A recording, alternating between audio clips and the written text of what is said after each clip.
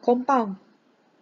Faedah compound ialah faedah yang dihitung berdasarkan prinsipal asal dan juga faedah yang terkumpul daripada tempoh penyimpanan sebelumnya. Okay. Faedah compound berbeza daripada faedah mudah. Yang tadi tu faedah mudah. Dari segi jumlah simpanan yang digunakan untuk menghitung faedah. Okay. Bagi kaedah compound, kekerapan compound ke atas prinsipal dalam berbeza. Okay. Sebagai contoh, sekiranya Encik Nazrin diberi faedah compound dengan pengompoundan sekali setahun, apakah jumlah simpanan beliau pada akhir tahun? Contoh dia, pada tahun pertama, jumlah faedah diterima adalah yang ni.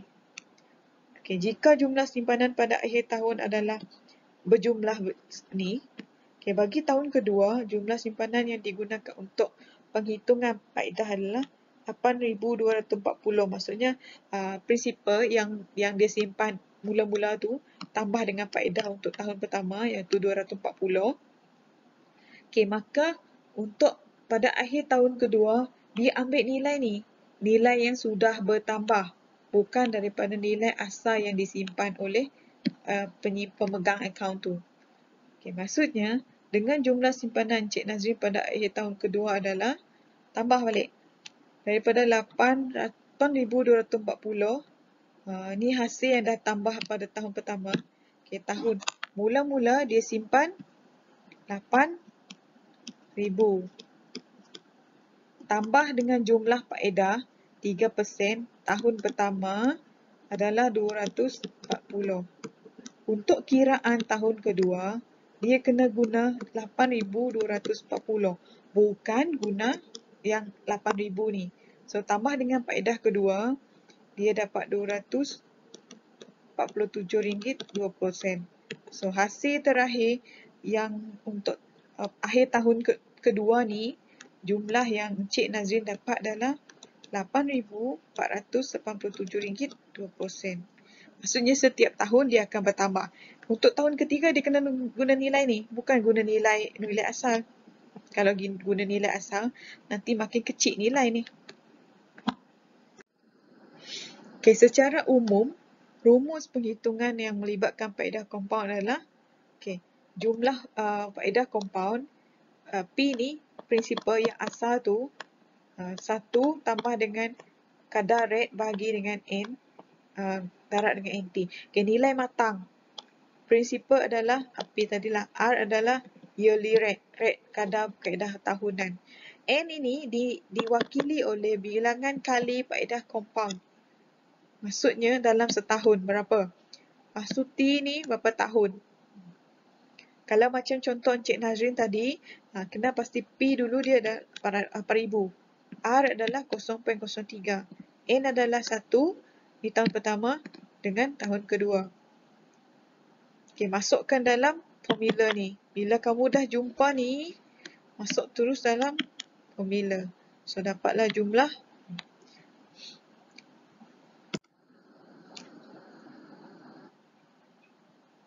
Okay, contoh ni. Puan Liu Fong, dia menyimpan 15,000 dalam akaun simpanan dengan kadar 4% setahun dalam pengompoundan setiap 6 bulan. Berapakah jumlah simpanan Puan Fong? Maksudnya, setiap 6 bulan, dia akan kira rate ni. Sampailah setahun. Okay, contoh dia, okay, P adalah ni. P, kena pasti. R adalah ni. Kena tukar kepada 4/100. Kita dapat 0.04 kan? Itu 2. 0.04. N adalah 2. Maksudnya 2 kali untuk tahun ketiga. T, 3. Okay, berapakah jumlah setiap pada akhir tahun?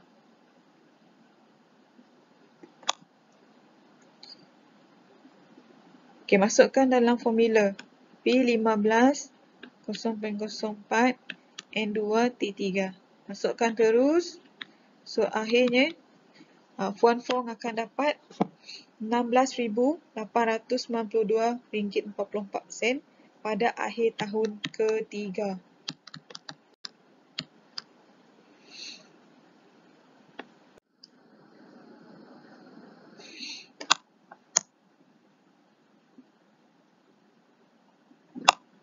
Untuk contoh 7, ni kamu fahamkan sendiri.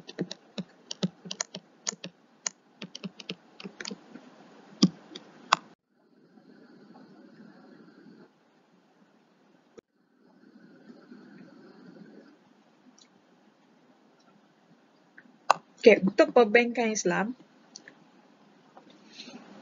sistem bank dia ada ciri-ciri tertentu, iaitu ada 4. Berdasarkan hukum, syarat. Risiko diuruskan mengikut perjanjian, mengikut prinsip keadilan, halal dan perkongsian keuntungan tanpa riba. Tidak menentukan kadar pulangan pada peringkat awal penyimpanan. Kadar pulangan diketahui semasa tempoh matang. Dalam pengiraan sistem perbankan Islam, dia kena ikut syarat ni, keempat-empat syarat ni. Contoh dia, Encik Osmani dia simpan 20,000 dalam sebuah bank Islam mengikut prinsip wadiah selama 1 tahun.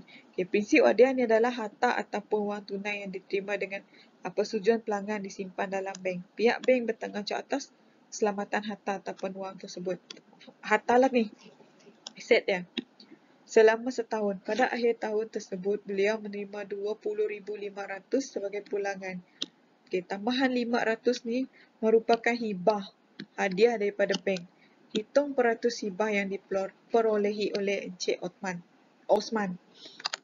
Cara nak hitung peratus hibah adalah hadiah yang dia dapat, hadiah ni tadi 500 ni, 500 kamu bahagi dengan keseluruhan simpanan dia, darab dengan 100%, kan nak kira peratus kan. So dekat sini kalau kita tengok adalah 2.5%, merujuk kepada masa akan datang bagi penyimpanan, bukannya tak tetap, maksudnya ni tak tetap.